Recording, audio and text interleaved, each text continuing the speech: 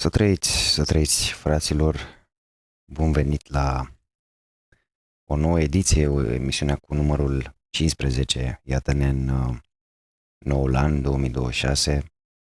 Cu această ocazie vreau să vă și urez să aveți un an așa cum vă doriți și la multe realizări în față.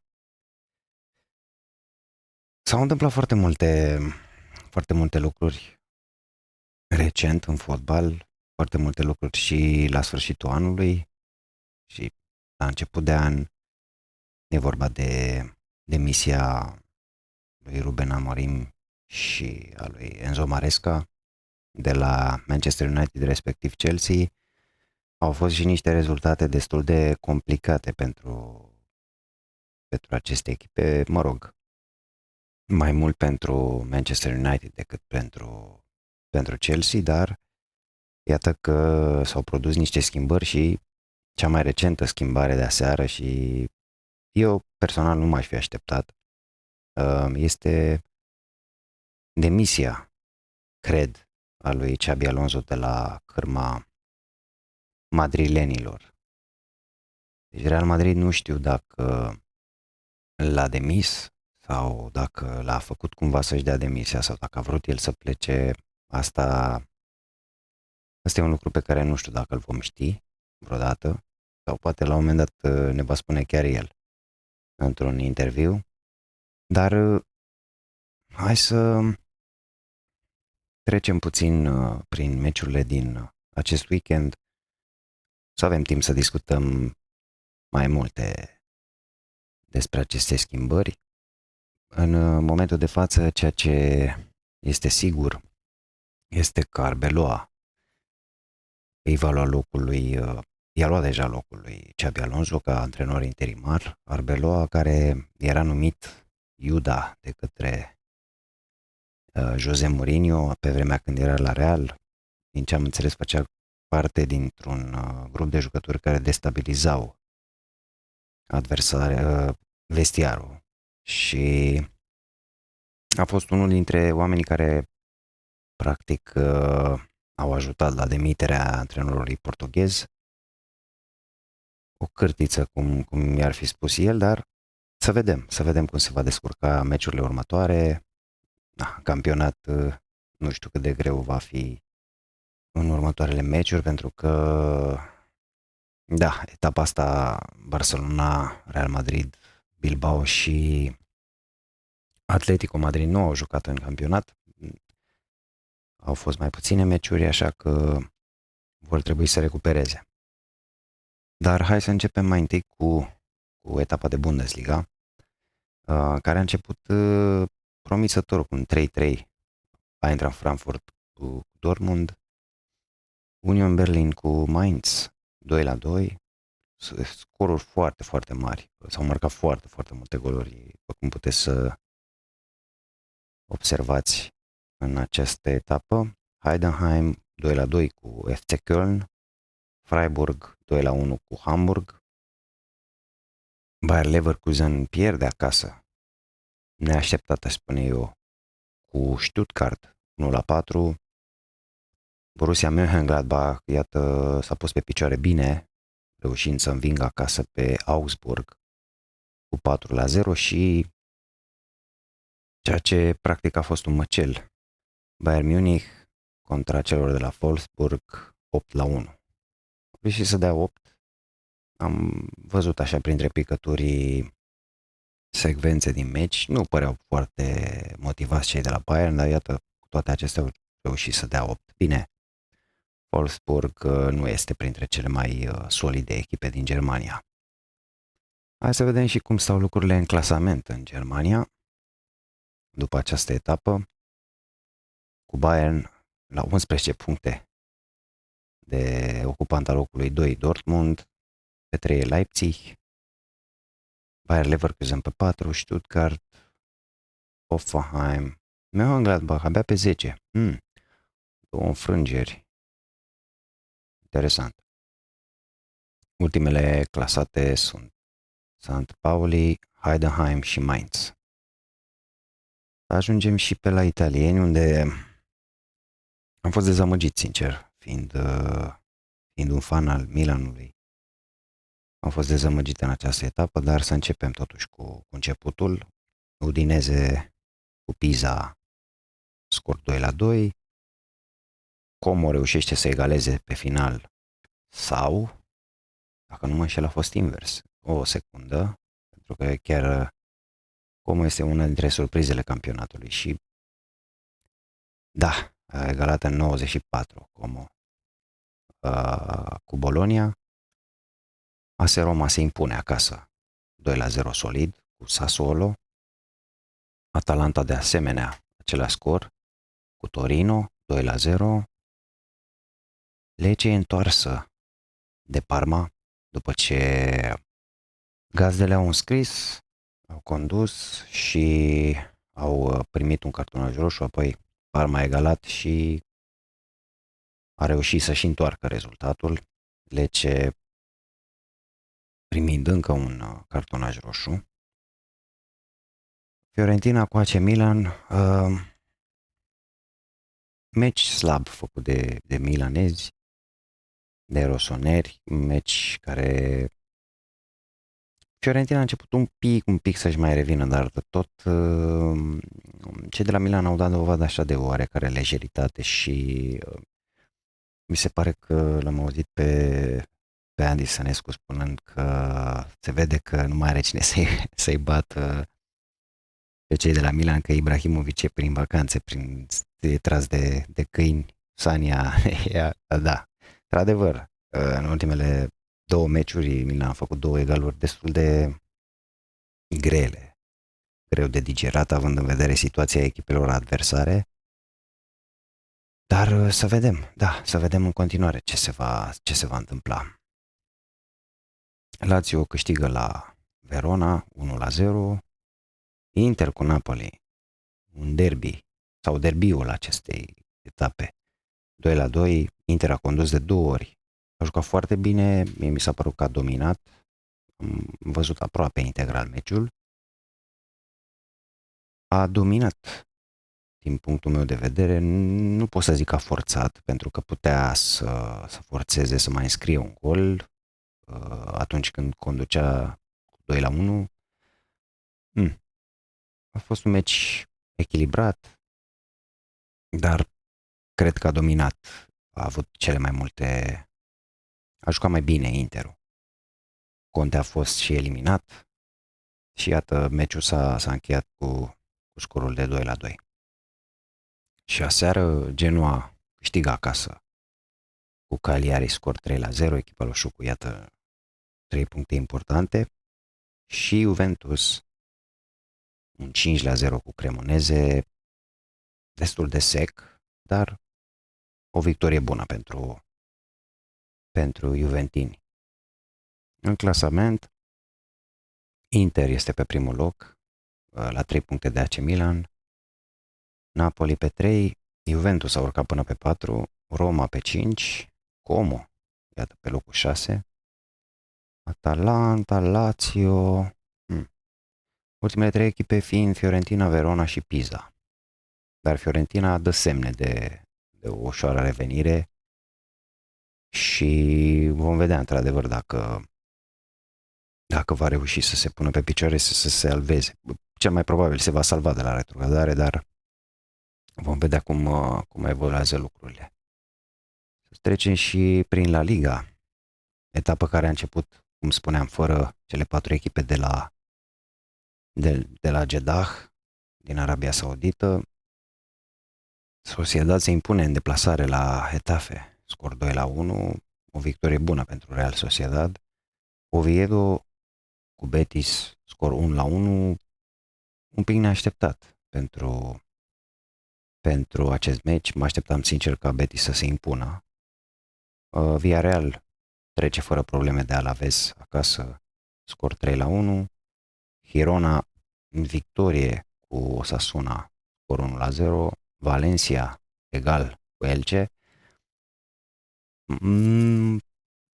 Am văzut tot așa aproape integral meciul. Mi s-a părut un meci bun. Mi s-a părut un meci bun făcut de Elche. dar un scor echitabil, să zic, acest 1-1.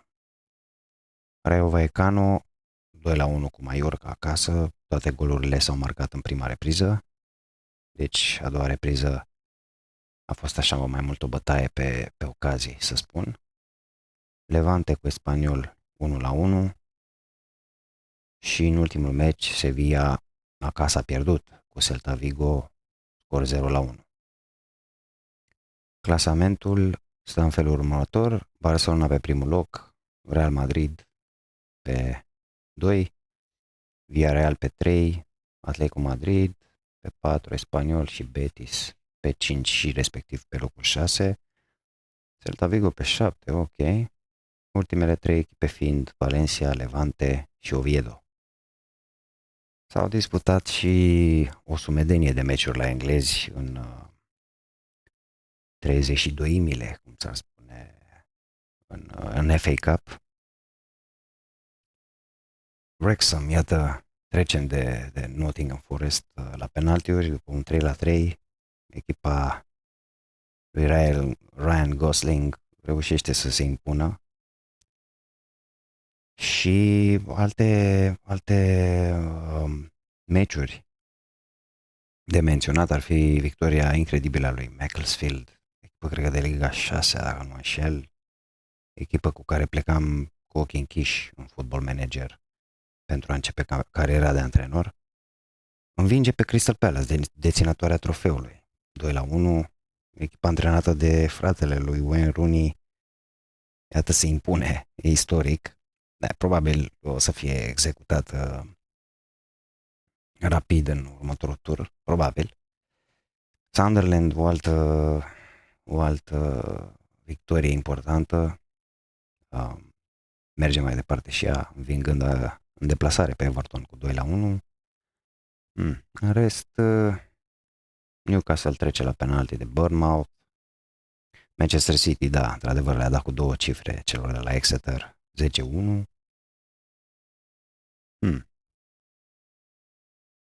Alte super scoruri, da, uite, Tottenham pierde cu Aston Villa, dar nu este neapărat o mare surpriză. Cam astea au fost. Mansfield Town câștigă cu Sheffield în deplasare. Interesant. Și, mă rog, Manchester United, care e antrenat acum de Darren Fletcher, e interimar la ei, pierde acasă cu Brighton. Liverpool câștigă un alt meci cu Barnsley. Arne Slot e în siguranță. Să trecem puțin și să discutăm despre Supercupa. Au fost niște meciuri premergătoare, adică semifinalele. Barcelona s-a impus cu 5-0 contra celor de la Atletico Madrid și Real Madrid a câștigat cu Atletico. Au fost două meciuri oarecum slăbuțe, zic eu, părerea mea. Au fost câteva faze interesante la meciul dintre Atletico și Real. Chiar Cholo Simeone i-a spus lui Vinicius că o să-l dea afară Florentino Perez. A fost un meci al orgolilor, clar. Și în final, chiar dacă scorul ar putea să arate ceva sau să ne spună că a fost un meci extraordinar, o finală adevărată, pe lângă faptul că și atmosfera a fost un pic diferită față de cea din Spania, pentru că s-a jucat la Jeddah, în Arabia Saudită, nu mi s-a părut un meci atât de spectaculos precum ar spune scorul. A fost un meci slăbuț, aș spune. Toate. Primele 4 goluri s-au marcat în prima repriză, dar nu știu, a fost așa un meci poate intens într-un fel, pentru că era El Clasico, dar nu destul de intens ca alte El Clasico ce s-au disputat, cel puțin anul trecut. Până la urmă, Supercupa Spaniei nu este nimic atât de important. Nu a fost un meci de campionat sau un derby care decidea titlul în La Liga. A fost pur și simplu o supercupă organizată de Arabia Saudită, sau mă rog, mai bine zis, găzduită de Arabia Saudită pentru bani, pentru a promova, evident, La Liga în zona respectivă, dar da, eu aș trece mai repede peste acest meci pentru că nu mi s-a părut un meci atât de ieșit din comun. Cel puțin, da, putem spune că s-a terminat cu un cartonaj roșu primit de Barcelona, De Jong a fost eliminat și cam atât. N-a fost un meci extrem de spectaculos din punctul meu de vedere și acum intervine discuția dacă, pentru că a fost un moment în care antrenorul celor de la Real, Xabi Alonso, le-a spus jucătorilor să meargă, să rămână pe teren, să facă o turul de onoare sau ceva de genul, și Mbappé le-a spus să meargă la vestiar, să-l urmeze, și jucătorii au mers într-adevăr spre Mbappé. Nu știu dacă ăsta a fost motivul pentru care Xabi Alonso a decis să plece. Au mai fost mai multe momente în care și Vinicius a făcut urât când l-a schimbat. Îmi pare rău, sincer, pentru că chiar cred că Xabi Alonso este un antrenor bun. Poate nu e încă pregătit pentru o echipă ca Real Madrid, dar îl consider un antrenor foarte bun și chiar cred că ar face treabă foarte bună în foarte multe locuri. Inclusiv la Liverpool. De ce nu a fost jucător la Liverpool în cazul în care Arne Slot va fi demis? Dar da, mi-a părut rău când am văzut că a fost demis sau că și-a dat demisia. Nu se știe încă. Și să vedem ce se va întâmpla mai departe. În campionat echipa se va descurca cu Arbeloa. La Barcelona nu se schimbă nimic, doar că totuși nu sunt încă la nivelul la care ar trebui să fie, din punctul meu de vedere. Au încă multe lacune și poate că a fost și cu perioada asta de pauză, semi-pauză, de fapt, că ei nu prea au avut așa o pauză cum era pe timpuri, când aveai 2-3 săptămâni, o lună pauză între sărbători și următorul meci. Dar da, rămâne de văzut ce se va întâmpla. Cred că le va fi greu celor de la Real să se pună pe picioare, dar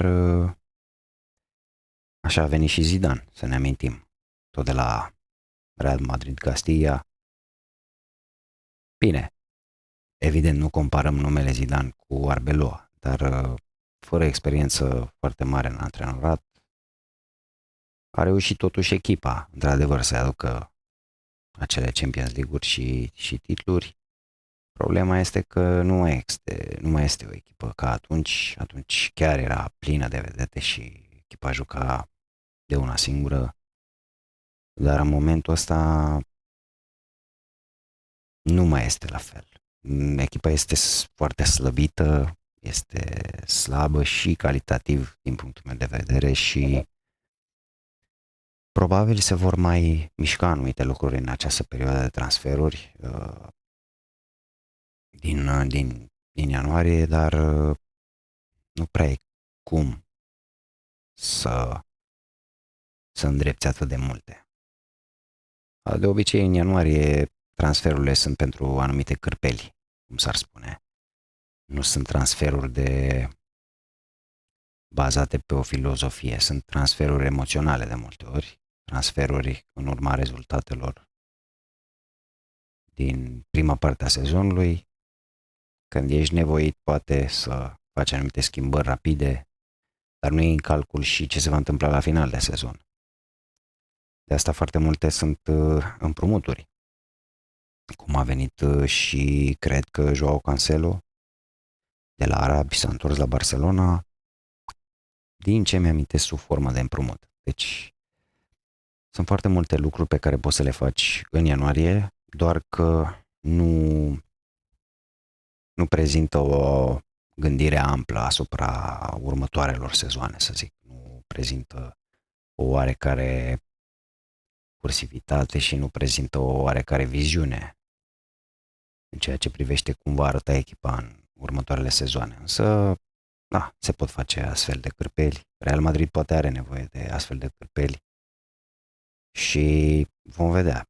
Sper ca Xabi Alonso să se întoarcă la o echipă bună, să continue să facă treabă. Lui a mers foarte, foarte bine la Leverkusen. A reușit să facă din acea echipă campioană. Totuși, Leverkusen era destul de slabă în momentul ăla și să vedem ce se va întâmpla cu el. Probabil poate își va lua o mică pauză până la vară. Rămâne de văzut. Și cu astea fiind spuse, fraților, pot spune că am încheiat. Am încheiat acest sezon. Cred că toate lucrurile ce s-au întâmplat până la finalul anului vor fi disecate în viitor și vor fi discutate în episoadele viitoare. Așa că, dacă v-a plăcut, dați un like, abonați-vă la canal, este gratis, comentați părerea voastră în legătură cu orice și până data viitoare să ne auzim cu bine și să aveți mult spor în orice ce faceți. Vă salut!